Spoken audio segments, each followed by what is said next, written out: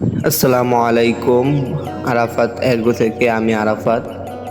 তো আজকে দেখতেছেন এখানে অনেকগুলা দেশি মুরগি।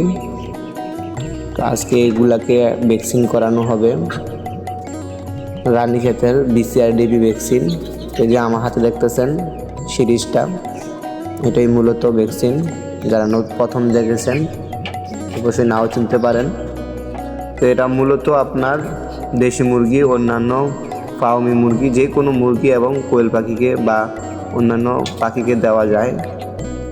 এটা মূলত আপনার কাজ করে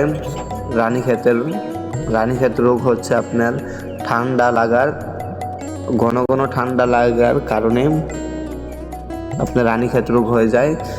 যারা বাড়িতে 10টা 5টা মুরগি পালেন, যে কুচে বসিয়ে দেশি মুরগি দিয়ে ডিম বাচ্চা ফুটান, এদের ক্ষেত্রে এরকম হয়। ঠান্ডা লাগার কারণে আপনারা বুঝতে পারেন না, মুরগি বাচ্চাগুলো জিমিয়ে ওষুধ দেন না। যখন 10 থেকে 15 দিন হয়ে যায়, মুরগিগুলা একটা মারা যেতে শুরু করে, তখনই আপনারা ওষুধ খাওয়ান, কিন্তু লাভ হয় না। এটাই হচ্ছে রানীক্ষেত রোগ। রানীক্ষেত রোগ হলে অবশ্যই মুরগি মারা যাবে। মুরগি মারা কোনো ওষুধ নাই। তো এর কারণেই মূলত আপনার ভ্যাকসিনটা করানো হয়। তো ভ্যাকসিন করার নিয়ম হচ্ছে আপনার 3 মিলি, একটা 5 মিলি সিরিজের ভিতর 3 মিলি পানি নিয়ে আপনারা ওষুধটাকে মিক্স করবেন, ভালো করে মিক্স করে তারপর মুরগির বাচ্চাগুলাকে দিতে হবে।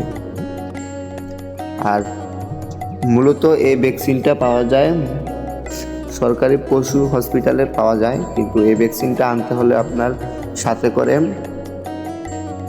বরফ নিয়ে যেতে হবে। বরফ ছাড়া ওষুধ কার্যকারী করবে না। যদি ট্যাবলেটটা গলে যায়, তাহলে আপনার মেডিসিন বা ভ্যাকসিন কাজ করবে না। তো তার কারণে আপনারা অবশ্যই ভ্যাকসিন আনার সময় বরফ নিয়ে যাবেন।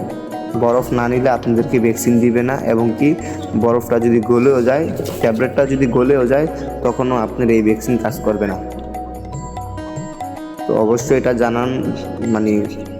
জেনে নেবেন, কারণ যদি আপনি কষ্ট করে আপনি ভ্যাকসিনটা নিয়ে আসলেন, কোনো কাজ করলো না, তাহলে তো কোনো বিদ্যা গেল আপনার সময়টা। তো আপনারা বাচ্চাদের যেই ডরফ আছে, ওই ডরফে করে নিয়ে নেবেন, তাহলে আপনার ভ্যাকসিনটা দিতে অনেক সুবিধা হবে। আপনারা ভ্যাকসিন কীভাবে দিবেন দেখাচ্ছি আপনাদেরকে। মুরগির বাচ্চাটাকে আপনারা প্রথম হাতে নিয়ে এক চোখে 1 ফোঁটা করে দিতে হয়। এক চোখে এভাবে 1 ফোঁটা দিবেন। চোখে দিলে ওরা খেয়ে ফেলে লগে লগে, তা আবার আরেক চোখে এভাবে 1 ফোঁটা দিয়ে দিবেন। 2 চোখে 2 ফোঁটা করে প্রত্যেকটা বাচ্চাকে দিয়ে দিবেন। আর মূলত এই ভ্যাকসিনটা 5 দিন, 6 দিন, 7 দিন বয়সে আপনি ভ্যাকসিনটা দিতে পারবেন। তারপর 18 থেকে 20 দিন বয়সে আবার রানীক্ষেতের ভ্যাকসিন দিতে হয়। তো এইভাবে প্রত্যেকটি বাচ্চাকে আপনারা ভ্যাকসিনটা দিয়ে দিবেন। আজকে ভিডিও এতটুকুই ছিল। আবার পরবর্তী ভিডিওতে আপনাদের সাথে দেখা হবে। আসসালামু আলাইকুম।